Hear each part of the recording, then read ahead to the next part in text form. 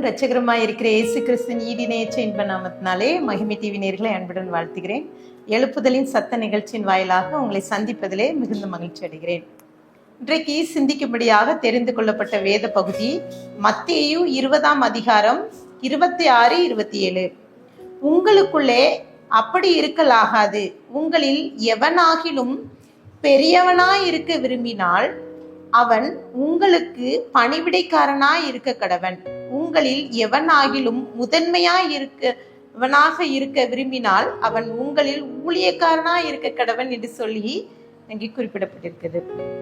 அப்போ ஆண்டவராக இயேசு கிறிஸ்து சொல்கிறார், யார் பெரியவன்? இன்றைக்கு அநேகருக்குள்ளாக எழும்புகின்ற காரியம், யார் பெரியவன்? நான் யார் தெரியுமா? இன்றைக்கு அநேகர் சொல்கின்ற காரியம், நான் யார் தெரியுமா என்று சொல்லி சொல்கின்ற கூட்டம் அதிகம். சில நேரங்கள்ல நான் யாரு என்று சொல்லி ஜனங்கள் அநேக காரியங்கள் சொல்வது உண்டு. தன்னை குறித்து பெருமையாக பேசிக்கொள்கின்ற கூட்டம் உண்டு. பெருமைக்காக சிலர் சொல்வது உண்டு, இந்த எம்எல்ஏ எம்பி, இந்த எம்பி எனக்கு என்னுடைய க்ளோஸ் ரிலேட்டிவ் என்று சொல்ல, எங்க அப்பா போலீஸா இருக்காங்க, எங்க அம்மா டாக்டர் என்று சொல்லி, நான் இந்த பகுதியெல்லாம் பாருங்க, இதெல்லாம் என்னுடைய சொந்த நிலம்தான் அப்படின்னு சொல்லி நிறைய காரியங்களை ஒவ்வொன்றா சொல்வது உண்டு. இன்னைக்கு அநேக சூழ்நிலையில நாம் நம்மை பெரியவனாக காட்ட நினைக்கிறோம். நான் இப்படிப்பட்ட பேக்ரவுண்டு, என்னுடைய குடும்பம் எப்படி தெரியுமா, என்னுடைய சொத்து எப்படி இருக்குன்னு தெரியுமா என்று சொல்லிலாம் நாம் பேசுவது உண்டு. இன்றைக்கு அநேக சூழ்நிலையில அப்படித்தான் ஜனங்கள் இருக்கிறாங்க. பெருமையான காரியம் நமக்குள்ள இருக்கிறது. இன்றைக்கு சில சூழ்நிலைகள்ல சொல்வதுண்டு, இன்றைக்கு ஆண்டவரை ஏற்றுக்கொண்ட கிறிஸ்தவ ஜீவியம் வாழ்க்கை வாழ்கின்ற அநேகருக்குள்ளாக அநேக காரியங்கள் வரும், நிறைய பிரச்சனை வரும், போராட்டம் வரும். நம்ம எடுத்து அநேக காரியங்கள் நடக்கும்போது நாம் சொல்லும் காரியம் என்ன தெரியுமா? முன்னாடி மாதிரி நான் இல்லை, நான் மட்டும் நான் யாருன்னு மட்டும் தெரிஞ்சு முன்னாடி மாதிரி நான் இருந்திருந்தா நான் என்ன செஞ்சிருப்பேன் தெரியுமான்னு சொல்லி சில வார்த்தைகளை அள்ளி விடுவது உண்டு. நாம் எப்படிப்பட்ட காரியங்களை செய்கிறோம், நம்மை எப்படி மற்றவர்களுக்கு வெளிப்படுத்துகிறோம்.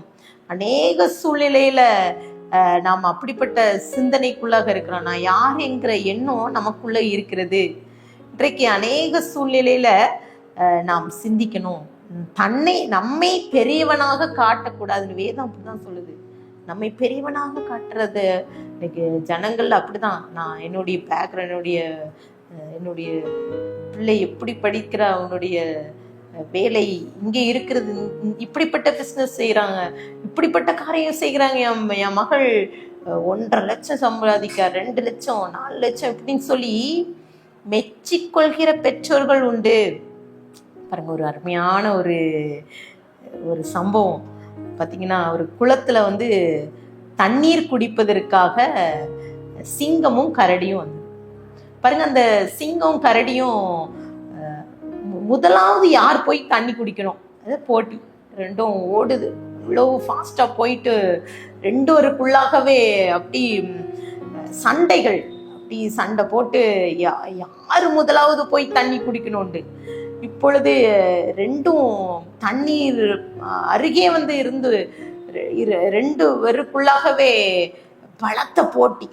இப்போ 2 பேரும் யார் பெரியவன், தண்ணீர் குடிப்பதை மறந்து விட்டு யார் பெரியவன் என்று சொல்லி சண்டையிட ஆரம்பித்து விட்டது. இரண்டுக்குள்ள சண்டை வெகுவாக அப்படி கூடி பாருங்க, அங்க இருக்கிற கழுகு கூட்டம்லாம் நிக்குது.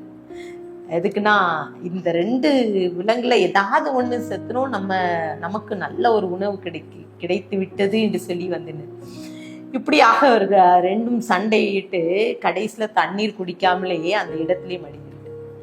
பிரியமானவர்களே, இன்றைக்கு சில நேரங்கள்ல இப்படித்தான், யார் பெரியவன் என்ற பெயரிலே என்ற காரியத்துல குடும்பங்களுக்குள்ளாகவே, இன்னும் சபைக்குள்ளாகவே, உறவினர்களுக்குள்ளாகவே பிரிவினை வருகிறது. யார் பெரியவன் அதை காண்பிக்கிறதுக்கு இன்றைக்கு அநேக சூழ்நிலையிலே மனுஷங்க ஓடிக்கொண்டிருக்காங்க. இங்க பாத்தீங்கன்னா, ஆண்டவராகிய இயேசு கிறிஸ்து இந்த உலகத்திற்கு வரும்போது தாழ்மை ரூபம் எடுத்து வந்தார். அவர் தன்னை தாழ்த்துகிறார். இன்னும் சொல்ல போனா அவர் பிதா அவர் குமாரனாய் உலகத்துக்கு வருகிறார். ஒரு நாள் கூட ஆண்டவராகிய இயேசு கிறிஸ்து சொல்லல, நான் யார் தெரியுமா, என்னுடைய பிதா, நான் அவருடைய சித்தத்தை செய்ய வந்தேன், இப்படி நான் அந்த மாதிரிலாம் செஞ்சேன்னு சொல்லிட்டு ஒரு இடத்திலும் கூட பெருமையான வார்த்தைகள் அவர் சொன்னதே இல்லை. அப்போ ஆண்டவராகிய இயேசு கிறிஸ்து என்ன செய்கிறார்? தாழ்மை ரூபம் எடுத்து பிறக்கிறார், தாழ்மையா இருக்கிறார், நமக்காக இந்த உலகத்துக்கு வருகிறார். அப்போ ஆண்டவருடைய பிள்ளைகளாகிய நாம் எப்படி இருக்கோம்? நம்ம நம்மளுடைய வாழ்வு ஜீவியம் எப்படி இருக்குது? நமக்குள்ள நான் யாருங்கிற பெருமை விடுகிறதா? ஆண்டவர் பெருமை உள்ளவனுக்கு தன்னை எதிர்த்து நிற்கிறார், தாழ்மை உள்ளவருக்கோ கிருபை அளிக்கிறார் என்று வேதம் சொல்கிறது. மத்தேயு 20:28 மனுஷகுமாரனும் ஊழியம் கொள்ளும்படி வராமல் ஊழியம் செய்யவும் அநேகரை மீட்கும் பொருளாக தம்முடைய ஜீவனை கொடுக்கவும் வந்தார் என்று சொல்லி அங்கே குறிப்பிடப்பட்டிருக்கிறது. அப்போ அநேகரை மீட்கும்படியாக கர்த்தர் இந்த உலகத்திற்கு வந்தார். வேதாகமத்திலே ஒரு குறிப்பிட்ட பகுதி அங்க குறிப்பிடப்பட்ட எஸ்தர் சரித்திர புத்தகத்தை நீங்க திருப்பி கொண்டால் அதுல அநேக காரியங்களை நம்ம கற்றுக்கொள்ளலாம். குடும்ப வாழ்க்கையில நம்ம எப்படி இருக்கணும், தனி மனிதர்கள் நமக்குள்ள ஒவ்வொரு மனிதனும் ஒவ்வொருவரும் எப்படிப்பட்ட காரியம் செய்ய வேண்டும் என்பதை இங்கே ரொம்ப அழகாக தெளிவா குறிப்பிடப்பட்டிருக்குது. அங்க எஸ்தர் புத்தகத்துல 1ஆம் அதிகாரத்துல நீங்க வாசித்து பார்த்தீங்கன்னா, ஆகாசோரு ராஜா ஒரு அழகான ஒரு பெரிய விருந்தார ரெடி பண்றாரு. பிரபுக்கள் எல்லாம் சூழ்ந்திருக்க அவர் ரொம்ப அழகா அந்த விருந்தை அவர் அங்கே நடந்து கொண்டிருக்கும் போது வஸ்தியை அழைக்கிறார். ஆனால் வஸ்தி என்ன செய்கிறார்? வரமாட்டேன் என்று சொல்லி விடுகிறார். அதனால ராஜா மூர்க்க வெறி, அவருக்குள்ள கோபம் வந்துருது. அப்போ வஸ்திய தன்னுடைய ஸ்தானத்திலிருந்து எப்படி வெளியேற்றணும்னு சொல்லிட்டு ஒரே நாள்ல முடிவு பண்ணி அனுப்பிடுறாங்க. அப்போ ராஜா என்ன சொல்ற, நான் யார் என்பதை அங்கே காண்பிக்கிறார். வஸ்திக்கு ஒரு பாடத்தை கற்றுக் கொடுக்கணும். அவள் ராஜா சொல்லுக்கு கீழ்ப்படியில. இதனால அங்க இருக்கிற பிரதானிகள் பிரபுக்கள்லாம் சொல்றாங்க, ராணியே கீழ்ப்படியிலன்னா, ராஜாத்தி கீழ்ப்படியிலன்னா எங்க இந்த தேசத்துல இருக்கிற அத்தனை பெண்களும் அவங்க தன்னுடைய கணவருக்கு கீழ்ப்படிய மாட்டாங்க. அதனால கண்டிப்பா சட்டம் இயற்றப்படணும்னு பாருங்க. எவ்வளோ ஒரு சின்ன கோபம்! எப்படியாவது அங்க வஸ்தியா அனுப்பிவிட வேண்டும் என்று ராஜா மூர்க்க வெறி கொள்கிறார். எஸ்தர் புத்தகத்துல 2ஆம் அதிகாரத்துல குறிப்பிடப்பட்டிருக்கிறது, இவைகளுக்கு பின்பு ராஜாவாகிய ஆகாஸ்வரு அவர் உக்கிரகம் தணிந்த போது அவன் வஸ்தியையும் அவனுக்கு செய்ததையும் அவளை குறித்து தீர்மானம் அளிக்கப்பட்டதையும் நினைத்தான் என்று சொல்லி அங்கே குறிப்பிடப்படுது. அங்க தீர்மானிக்கப்பட்டத அவன் நினைக்கிறான். எல்லாம் நடந்து முடிஞ்ச பிறகு யோசித்து பார்க்கறான், இதெல்லாம் எப்படி இதெல்லாம் முடிந்தத, அடுத்து என்ன செய்ய போறோம் பாருங்க. கோபத்திலே சில நேரங்கள்ல சில முடிவுகளை நம்ம எடுத்து விடுகிறோம். நான் யார் என்பதை சில நேரங்களை காண்பிக்க நினைக்கிறோம். கணவன் மனைவிக்குள்ள நான் யார், நான் எப்படிப்பட்ட, நான் என்ன செய்வேன் தெரியுமா, நான் என்ன காரியம் செய்வேன்னு சொல்லிட்டு சில நேரங்கள தவறான முடிவு எடுத்து, இந்த ஆகாஸ்வர் ராஜா வாழ்க்கையிலே அவன் செய்த தவறான முடிவு. வஸ்தி அவனுடைய ஸ்தானத்துல அவள் ராஜா பாருங்க, அவன் வஸ்தியை தன்னுடைய ஸ்தானத்துல இருந்து அனுப்பி விடுகிறார். இப்பொழுது அங்க வஸ்தி அந்த இடத்துல இருந்து ஸ்தானத்துல எஸ்தர் ராஜாத்தி அழைக்கப்படுகிறாள். பாருங்க, எஸ்தர் ராஜாத்தினுடைய வாழ்க்கை, அவளுடைய சிறு வயது, அவள் தன் தாய் தகப்பனை இழந்து தன்னுடைய மோர்தேக்காய், தன்னுடைய பெரியப்பா மகன், அவன் ஒரு சகோதரன், அவன் அரவணைப்பிலே வளர்க்கப்படுகிறான். பாருங்க, இந்த வஸ்தி இருக்கிற ஸ்தானத்துல இப்போ எஸ்தர் ராஜாத்தி வந்திருக்கிறார். எல்லாத்துக்கும் தெரியும் ராஜா எப்படிப்பட்ட ராஜா, அவர் எப்படிப்பட்ட சூழ்நிலையில இருந்தாரு, எப்படிப்பட்ட காரியம் வாழ்க்கையில நடந்தது.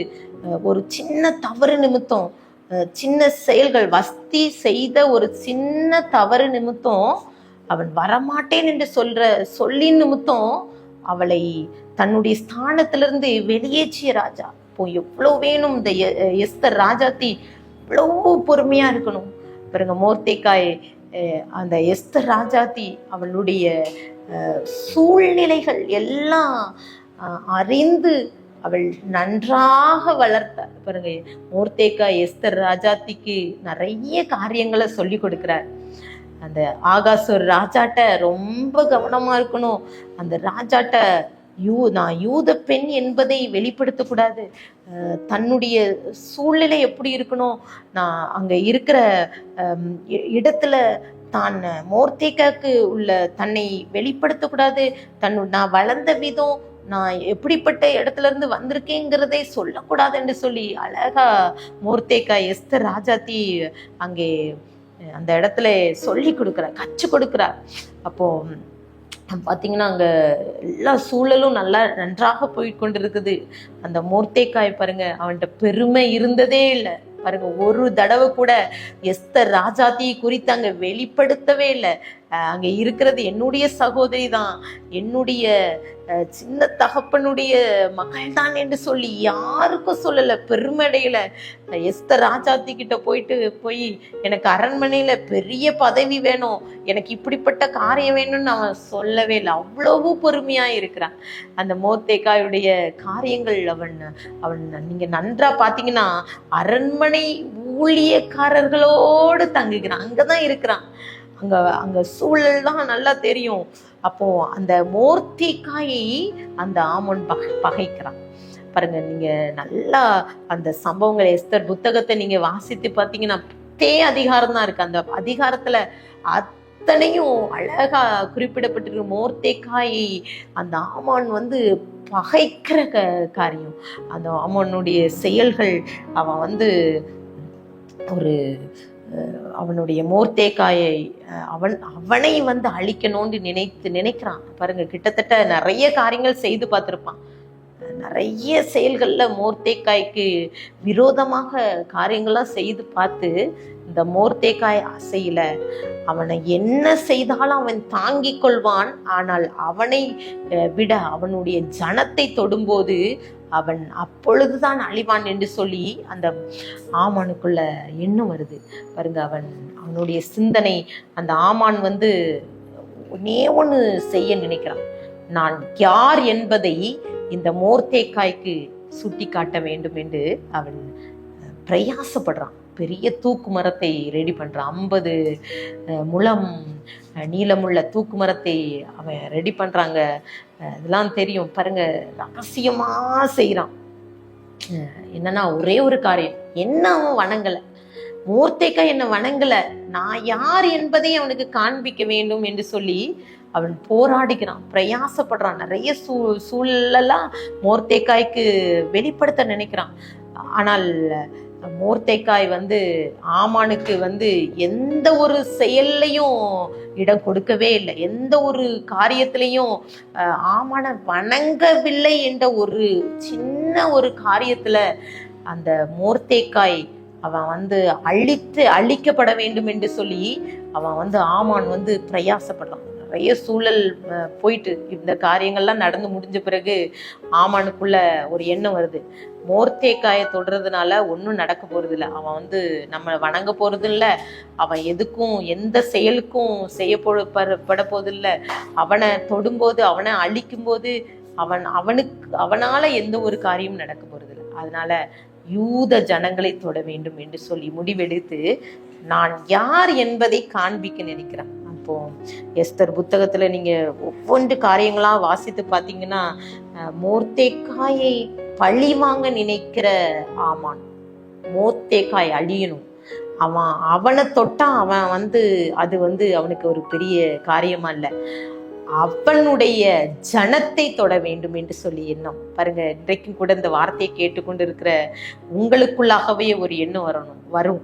சில நேரங்கள்ல நம்ம கூட இருக்கிற நண்பர்களோ நம்ம உறவினர்களோ சொல்வதுண்டு. பாருங்க, நான் யார் என்பதை காண்பிப்பேன் பாரு, உன்னை அழிச்சிருவேன், உன்னுடைய குடும்பம் இல்லாம ஆக்கிருவேன், உன் வாழ்க்கைய அழிச்சிருவேன்னு சொல்லிட்டு சபதம் விடுவாங்க. உன்னை என்ன செய்கிறேன் பாரு என்று சொல்லி. பாருங்க, அதே போலதான் மோர்தேக்காயை பார்த்து ஆமான் சொல்லியிருக்கலாம். பாருங்க, நீ வணங்காததுனால நான் என்ன செய்கிறேன் பாரு என்று சொல்லியிருக்கலாம். நிறைய காரியங்கள்ல மோர்தேக்காய் மௌனமா இருக்கான், தன்னை வெளிப்படுத்தவே இல்லை. என்னுடைய சகோதரி தான் எஸ்தர் அப்படின்னு சொல்லிட்டு அவள் எந்த ஒரு சூழ்நிலையிலையும் தன்னை காண்பிக்கவே இல்லை, பொறுமையோடு இருக்கிறான். இந்த மோர்தேக்காயுடைய செயல்பாடுகள் அவன் முதல்ல இருந்து எஸ்தர் ராஜாத்தியாக இருந்ததுல இருந்து ரொம்ப பொறுமையாக போயிட்டு இருக்கான். ஆனா அந்த ஆமான் தந்திரமா இருக்கிறான், தந்திரமான செயல்களை செய்யறான். அங்க அரண்மனைக்கு வந்து அவன் மோர்தேக்காயை பார்ப்பது மாத்திரம் இல்ல, எல்லா காரியங்களும் செய்தது மட்டும் இல்ல, ஆனால் முழுவதுமாக அவன் பார்த்து கொண்டே இருக்கிறான். இந்த மோர்தேக்காயை எப்படி அழிக்கணும்னு அவன் தந்திரமா செய்கிறான், தந்திரமான வேலைகள் செய்கிறான். அவன் ஒரே ஒரு காரியம்தான் ஆமான வடங்கள்ல, அந்த ஒரு காரியத்துக்கள. ஆனா எஸ்தர் ராஜாத்தி கிட்ட அவன் போய் சொல்றான். இந்த காரியங்கள் எல்லாம் அவன் இருதயத்துக்குள்ள இருக்குது. ஆனாலும் அங்க மோர்தேக்காய் ஆமான் இந்த ரெண்டுவத்துக்குள்ள இருக்கிற பகை பெரியதோரு யூதர்களுக்கு இடையே ஒரு பெரிய ஒரு காரியமாக வருது. ராஜாட்ட போயிட்டு பேசுறான். அந்த ராஜா சமூகத்துல போயிட்டு அந்த எஸ்தர் ராஜாத்தி அவளுடைய மோர்தேக்காய் செய்கிற காரியங்கள், மோர்தேக்காயுடைய செயல்பாடுகள் எல்லாத்தையும் மறைத்து விட்டு இந்த ஆமான் ராஜா கிட்ட போயிட்டு சொல்றான். ராஜா அரண்மனையில சிலர் இருக்கிறாங்க, அவங்க எப்படிப்பட்டவர்களா இருக்கிறாங்க, அவர்கள் யூதர்கள், அவர்கள் இந்த உம்முடைய சட்டத்திட்டங்களுக்கு கீழ்ப்படியாத ஜனங்களா இருக்கிறாங்க, அவர்களால இந்த ராஜ்யத்துல நிறைய காரியங்கள் நடக்குது, நீங்க ராஜா ஒரு புதிய கட்டளை பிறக்கணும்னு சொல்லிட்டு ஆமான் தந்திரமா செயல்படுகிறான். இன்றைக்கும் கூட சில நேரங்கள்ல நம்ம வாழ்க்கையில சிலர் தந்திரமா செயல்படுவாங்க. பாருங்க, கூடவே இருப்பாங்க, நம்ம கூடவே இருப்பாங்க, நம்ம கூட இருந்து நம்ம கூட சாப்பிட்டு விட்டு, நம்ம சமைச்சதே சாப்பிட்டு விட்டு நம்ம கூடவே இருந்துட்டு பாருங்க தந்திரமா செயல்படுவாங்க. பாருங்க, சில குடும்பங்கள் அப்படிதான், பிரிவினை, பிரச்சனை, காரணம் பெரியவனாக காட்டு, நான் பெரியவன் என்பதை காண்பிக்கிறதுக்காக சில செய்கின்ற காரியம். குடும்பம் இன்னைக்கு பிரிந்து கிடக்கிறது. அநேக குடும்பங்கள்ல அண்ணன் தம்பி பிரிவினை, அக்கா தங்கை பிரிவினைகள், குடும்பங்களுக்குள்ளாக பிரிவினை இருக்குது. காரணம் என்னன்னா, அவர்களுக்குள்ள பாருங்க தன்னை பெரியவனாக காட்டுகிற தன்மை, நான் பெரியவன் என்பதை காண்பிக்க. ஆனால் ஒரு இடத்திலும் மோர்தேக்காய் தன்னை பெரியவனாக காட்டவே இல்லை. அங்க 3ஆம் எஸ்தர் புத்தகத்துல 3ஆம் அதிகாரத்துல நீங்க வாசித்து பார்த்தீங்கன்னா அநேக காரியங்கள் ராஜா அரண்மனையில நடக்குது.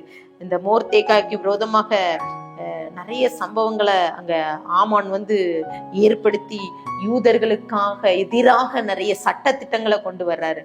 இதை கேட்ட உடனே 4ஆம் அதிகாரத்துல நீங்க குறிப்பிடப்பட்டிருக்கு பாருங்க, அங்க நடந்தது யாவையும் அங்க எஸ்தருக்கு அறிவிக்கிறதுக்கு செல்றான் மோர்தேக்காய். எஸ்தர் 4ஆம் அதிகாரம் 1ஆம் வசனத்திலே நாம் வாசிக்கலாம். நடந்த யாவற்றையும் மோர்தேக்காய் அறிந்த போது மோர்தேக்காய் தன் வஸ்திரங்களை கிழித்து இரட்டுடுத்தி சாம்பலில் போட்டுக்கொண்டு நகரத்தின் நடுவிலே புறப்பட்டு போய் துயரமுள்ள மகா சத்தத்தோடைய அலறி கொண்டு போறான். எஸ்தர் ராஜாத்தி பார்த்து ஓடி போறான் பாருங்க. ஆனால் அவன் ராஜா கிட்டையோ ஆமான் கிட்டையோ போயிட்டு அவன் தன்னை பெரியவனாக காட்டவில்லை. ராஜாட்ட போயிட்டு எஸ்தர் ராஜாத்தியை குறித்தோ எதை குறித்தும் அவன் சொல்ல. ஆனால் அவன் எஸ்தர் ராஜாத்திட்ட போயிட்டு கேட்கிறான். தான் வஸ்திரத்தை எல்லாம் கிழித்து கொண்டு அவன் போறான். ஒடி போயிட்டு இந்த நாட்டுல இந்த சம்பவித்த காரியங்கள் எல்லாம் சொல்றான். தாதிமார்கள்ட்ட அவனுக்கு செய்தியை அனுப்பி விடுறான். அப்ப எஸ்தர் அந்த காரியங்கள்லாம் கேட்டபோது ஒரு மோர்தேக்காய் எஸ்தர் ராஜாத்திக்கு அப்பவும் நல்லதோர் ஒரு சகோதரனாக நல்லதோர் ஆலோசனை கொடுக்கிறான். இந்த சம்பவத்துல மிக முக்கியமா எஸ்தர் புத்தகத்துல நீங்க எல்லாருக்கும் தெரிந்த ஒரு சம்பவம் என்னன்னா, 4ஆம் அதிகாரம் 14 நீ இந்த காலத்திலே மௌனமா இருந்தால் யூதருக்கு சகாயமும் இரட்சிப்பும் வேறொரு இடத்துல எழும்பும், அப்பொழுது நீயும் உன் தகப்பன் குடும்பத்தாரும் அழிவீர்கள். நீ இப்படிப்பட்ட காலத்துக்கு உதவியா இருக்கும்படிக்கு உனக்கு ராஜ மேன்மை கிடைத்திருக்கலாமே, யாருக்கு தெரியும் என்று சொன்னான் என்று சொல்லி இங்க குறிப்பிடப்பட்டிருக்கு. எஸ்தர் ராஜா கிட்ட போயிட்டு சொல்றான், இந்த ராஜ மேன்மை கிடைத்ததுக்கு காரணம் எங்களை இந்த யூத ஜனங்களை மீட்பதற்காக தான். பாருங்க, மோர்தேக்காய் சொல்றான், என்னெல்லாம் நான் இதுக்கு முடிவு வேற ஒண்ணுமே இல்லை. ஒரு அருமையான ஒரு சம்பவம் அங்க நடக்குது. அவன் அழகா ஆலோசனை கொடுக்குறான் மோர்தேக்காய் எஸ்தர் ராஜாத்திக்கு. 4ஆம் அதிகாரம் 13, 14, 15 நீங்க வாசித்து பார்த்தீங்கன்னா அங்க தெளிவா குறிப்பிடப்பட்டிருக்கிறது. எஸ்தர் 4:16 நீ போய் சூசானில் இருக்கிற யூதர்கள் எல்லாம் கூடி வர செய்து 3 நாள் அள்ளும் பகலும் புசியாமலும் குடியாமலும் இருந்து எனக்காக உபவாசம் பண்ணுங்க, நானும் என் தாதிமாரும் உபவாசம் பண்ணுவோம். இவ்விதமாய் சட்டத்தை மீறி ராஜாவின் இடத்தில் பிரவேசிப்பேன், நான் செத்தாலும் சாகிறேன் என்று சொல்கிறான். அப்போ அழகா இந்த சம்பவங்கள்லாம் நடக்குது. நிறைய காரியங்கள் இந்த எஸ்தர் புத்தகத்துல நம்ம கத்துக்கலாம். இந்த பொறுமையோடு இருந்த அந்த அவன் வாழ்க்கையில மோர்தேக்காய் என்ன பொறுமையே இல்லை, ரொம்ப பொறுமையா இருக்கிறான். அப்போ அவன் அந்த சம்பவங்கள் எல்லாம் எஸ்தர்ட்ட போய் சொல்லிட்டு, எஸ்தரும் போய் சொல்றா, நான் உபவாசிக்கிறேன், 3 நாள் உபவாசிக்கிறேன், ராஜா சமூகத்துல அவரை அனுமதி இல்லாம போக முடியும், ஆனாலும் நான் போவேன், செத்தாலும் சாவேன்னு ஒரு உறுதி எடுக்கிறான். இங்கே பாருங்க, ராஜ மேன்மை கிடைக்கிறது. அங்கே அவங்க உபவாசிக்கிறார்கள். அங்க அந்த அன்றைக்கு ராத்திரியிலே ராஜாவுக்கு அங்க நித்திரை வரல. அப்போ அங்க நிறைய காரியங்கள் அங்க குறிப்பிடப்பட்டிருக்குது. அந்த ஆமான் அன்றைக்கு அழிக்க வேண்டும் என்று நினைக்கிறான். ஆனா அங்க கர்த்தருடைய செயல்பாடுகள் எப்படி இருந்தது பாருங்க. எஸ்தர் 6ஆவது அதிகாரத்துல 7வது வசனம் சொல்லுது, ராஜாவை நோக்கி, ராஜா கணம் பண்ண விரும்புகிற மனிதனுக்கு செய்ய வேண்டியது என்ன என்று சொல்லி அங்க என்னெல்லாம் செய்யணும் இப்போ சொல்றான். அப்போ ஆமானுக்கு தெரியல, ராஜா கணம் பண்ண போறது மோர்தேக்காயத்தான் சொல்லிட்டு தெரியாதபடிக்கு அவன் சொல்றான், ராஜாவுடைய வஸ்திரம் தரித்து அவருடைய ராஜ கிரீடம் தரித்து குதிரையில உலா பாருங்க அவனை குறிச்சு மேன்மையா பேசணும்னு சொல்லிட்டு அழகா சொல்றான். பாருங்க, யாரை அழிக்க வேண்டும் என்று சொல்லி முடிவெடுக்கிறாங்களோ அங்கேயே நடக்குது. என்ன நடக்குதுன்னா, அந்த ஆமான் கையாலவே இதெல்லாம் மோர்தேக்காய்க்கு செய்யப்பட்டு ஒரு ராஜ மேன்மை அங்கே கிடைக்கிறது. அது மாத்திரமில்ல, மோர்தேக்காயை குறித்து அங்கே குறிப்பிடப்பட்டிருக்குது, அவன் பொறுமையா இருந்ததுனால அவன் எஸ்தர் புத்தகத்துல 9ஆம் அதிகாரம் 4ஆம் வசனத்துல பாத்தீங்கன்னா, மோர்தேக்காய் ராஜாவின் அரண்மனையிலே பெரியவனா இருந்தான், அவனுடைய கீர்த்தி எல்லா நாடுகளிலும் பிரசித்தமாயிற்று, இந்த மோர்தேக்காய் என்பவன் மென்மேலும் பெரியவனா இருந்தான்னு சொல்லிட்டு. அப்போ அங்கே அவர்கள் உபவாசித்தார்கள். யூதர்களுக்காக அவர்கள் ஜெபித்த போது கர்த்தர் ரட்சிப்பை கொண்டு வந்தார். யூதர்களுக்காக கர்த்தர் சகாயத்தை உண்டு பண்ணினார். இந்த எஸ்தர் புத்தகத்துல பாத்தீங்கன்னா, யார் பெரியவன் என்று சொல்லி அந்த ஆமான் தன்னை பெரியவனாக காட்டுகிறான், தன்னை வெளிப்படுத்துகிறான். அத்தனை காரியங்கள் அங்க குறிப்பிடப்பட்ட ஆமானின் தீய செயல்கள், அவனுடைய மனைவி, அவனுடைய நண்பர்கள், கூட இருக்கிற சக மனிதர்கள் எல்லாம் ஆமானை ரொம்ப பெரிய அவனுடைய செயல்களுக்கு எல்லா காரியத்துக்கும் ஒத்துழைக்கிறாங்க. 50 முழ தூக்கு மரத்தை கட்டும்போது எப்படிலாம் யோசிச்சிருப்பான். இந்த இடத்துல தான் அந்த மோர்தேக்காய்க்கு ஏற்படுத்தின அந்த தூக்கு மரத்துல அந்த ஆமான் தான் சாக போகிறான் என்பது அவனுக்கு அறியாமல் இருந்தான். பிரியமானவர்களே, இன்றைக்கு இந்த வார்த்தையை கேட்டுக்கொண்டிருக்கிற நாமும் கூட சில நேரங்களில் சில மனிதர்களுடைய வார்த்தைகள், சிலர் சொல்லுவாங்க, உன்னை அழிச்சிருவேன், உன் வாழ்க்கை அவ்வளவுதான், முடிந்தது என்று சொல்லிலாம் நிறைய காரியங்களை சொல்லி கொண்டிருப்பாங்க. இந்த ஆமானை போல உங்களுக்கு விரோதமாக அநேக ஆமான்கள் எழும்பி கொண்டிருக்கலாம்.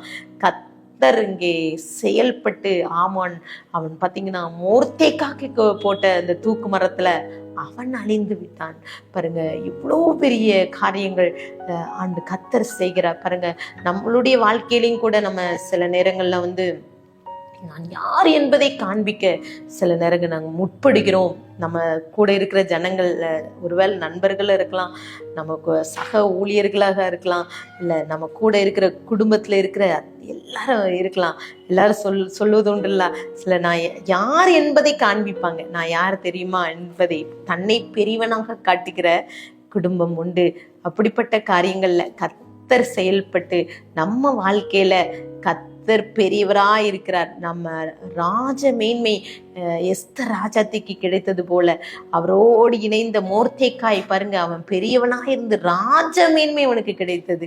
அவன் பிரியமானவர்கள், இன்றைக்கு கூட கர்த்தர் அப்படிப்பட்ட கிருபைகளை உங்களுக்கு தருவார். ஆண்டவர் சமூகத்துல ஒப்பு கொடுத்து ஜெபிக்கலாமா? ஆண்டவர் சமூகத்துல நம்ம சொல்லுவோம், ஆண்டவரை என்ன தாழ்த்துறேன், என் வாழ்க்கையில நான் எல்லா காரியத்திலையும் நாங்க பொறுமையோடு இருக்கணும், எல்லா சூழ்நிலையிலும் எனக்கு பொறுமையை தாங்க. நான் யார் என்பது, ஒருவேளை நான் உங்களுடைய பிள்ளை பார்த்தீங்கன்னா இந்த சூழ்நிலைகள்ல நம்ம சில நேரங்கள்ல மறந்துடுறோம். நம்ம எதிரி நம்ம எதிர்த்து வருகின்ற அவர்கள் செய்கின்ற செயல்களை போல நாமளும் சில நேரம் மாறி விடுகிறோம். நம்மை பெரியவனாக காட்டிவிட சில நேரங்களை நாம் முற்பட்டு விடுகிறோம். ஆண்டவர்கிட்ட ஒப்பு கொடுப்போம். ஆண்டவரே, நீர் பெரியவர், நீர் சர்வ வல்லமையுள்ள தேவன், எங்க வாழ்க்கையில நீர் போதுமானவராயிருங்க. மோர்தேக்காய் எஸ்தர் ராஜாத்தி வாழ்க்கையில எவ்வளோ அற்புதம் செய்தது போல எங்க வாழ்க்கையிலேயே அற்புதம் செய்யுங்கன்னு சொல்லிட்டு ஆண்டவர்கிட்ட ஒப்பு கொடுத்து ஜெபிக்கலாமா? கண்களை மூடி ஜெபிக்கலாம். அன்பின் பரலோக தகப்பனே, ஸ்தோத்திரிக்கிறோம். எங்களோடு பேசியிருக்கீங்க இந்த நாளிலே கூட. அப்பா, இன்றைக்கு அநேக சூழ்நிலையில நான் எங்களை பெரியவனாக காட்ட நாங்கள் நினைக்கிறோம் சப்பா. நான் என்னுடைய சூழ்நிலை எப்படி, என்னுடைய பேக்ரவுண்ட் எப்படி, என்னுடைய காரியங்கள் எப்படின்னு சொல்லிட்டு நாங்கள் நினைக்கிறோம் சப்பா. ஆனாலும் கூட சப்பா, நீர் எங்க வாழ்க்கையிலே போதுமானவராக இருங்க சப்பா. எஸ்தர் அவர் தாழ்மையோடு இருந்தது போல மோர்தேக்காயுடைய வாழ்க்கையில சப்பா நீர் சர்வ வல்லமையுள்ள தேவனாய் வெளிப்பட்டு சப்பா அப்பா அவனை சப்பா உயர்த்தின தேவன் தாம். இன்றைக்கு இந்த வார்த்தையை கேட்டுக்கொண்டிருக்கிற ஒவ்வொருவரும் கூட இருங்க சப்பா. தாழ்மை உள்ளவருக்கு கர்த்தர் கிருபை அளிக்கிறான்னு வார்த்தையின்படி எங்களே சப்பா நாங்கள் தாழ்த்திக்கிறோம். எங்க வாழ்க்கையில இருக்கிற அத்தனை காரியம் உடைய கரத்துல கொடுக்கும். உனக்கு விரோதமாக எழும்பும் ஆயுதம் வாய்க்காதே போகும் வார்த்தையின்படி சப்பா. எந்த ஆயுதமே எங்களை வாய்க்காதபடி பாதுகாத்துக்கொள்ளுங்க. உங்களுடைய சமூகத்தில் எங்களை தாழ்த்தி உரிமையாக்குறோம். துதிகன மகிமை மொக்கே ரெடிக்கிறோம். மீப்பர் முழக்கே கிருப்பிதாவே, ஆமீன்.